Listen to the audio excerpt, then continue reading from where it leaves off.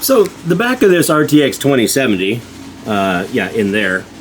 Ooh, a lot of shine. Anyway, yeah, back of this RTX 2070 has that little USB-C connector. And now originally that was supposed to be for things like, oh, I don't know, VR headsets and stuff like that. But we're going to see if we can't do something else with that too. So sort of an odd property that the 20 series, mainly the RTX 20 series, in my case the 2070, have the USB-C on the back of it. Now originally it was for Virtual Link to help make your VR experience easier, but Virtual Link kind of didn't work out that well. And there was another reason why the USB-C was kind of phased out of video cards and not needed. And that's because after that, most motherboards started having a USB-C connector. The advantage to this was anything that was a USB-C, phone charging, and video cameras, all kinds of stuff. And you'll see me go through, and I tested a bunch of stuff.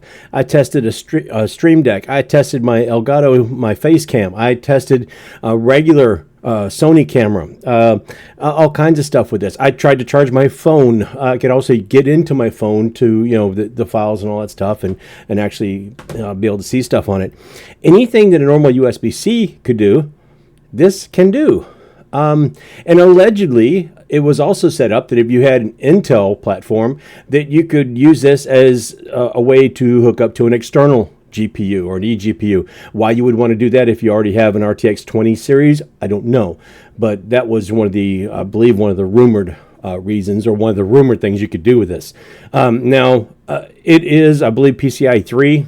It could have been PCIe 4, I'm not sure. But in any case, you've got USB-C Type-C or USB Type-C connector on the back of this GPU. And it can literally do everything your normal USB-C connectors can do, including provide power for charging units like a tablet or a phone. So it was really sort of an oddity and a surprise, and I didn't really notice it until the point where I'd pulled the RTX 2070 back out of a box to go do a build with it, and I'd forgotten all about it because they didn't last very long on the back of NVIDIA GPUs. They were replaced rather quickly with just regular USB-Cs that were on motherboards.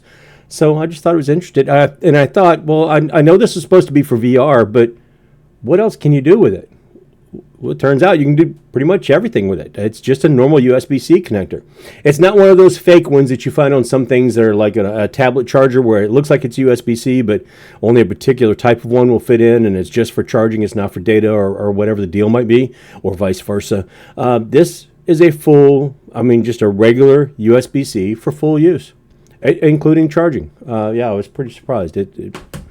Yeah. But anyway, I just thought that was interesting, and I just thought it was curious, and so I thought I would find out, and now I have.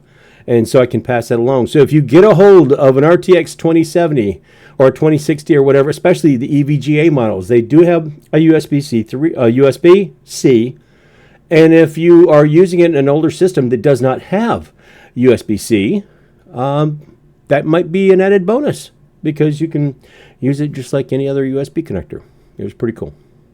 So that is all I have this time. I know it might not have been too long, but I just wanted to check it. I wanted to test and see what was going on back there. That motherboard, by the way, does have two other USB-C connectors.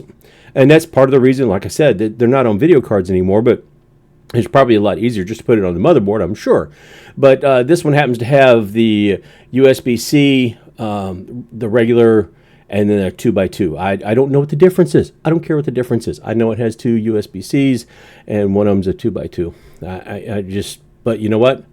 I can use the one on the video card just like I can the other two. So that is all I have this time. I just thought that was pretty interesting and thought I would share. If you got anything out of the video, go ahead and throw a like on it if you don't mind.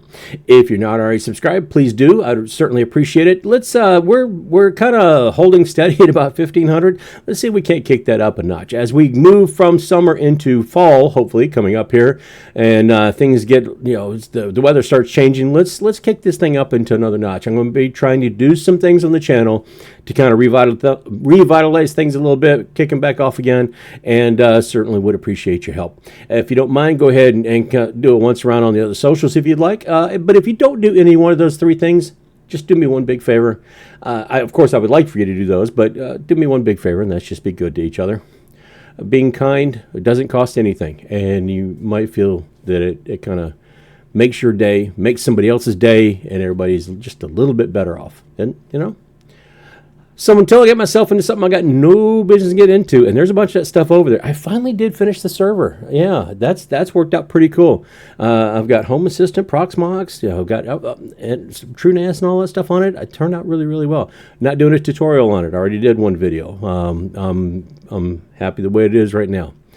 But anyway, until I get myself into something I got no business getting into. That's all I got, so I'll see you later.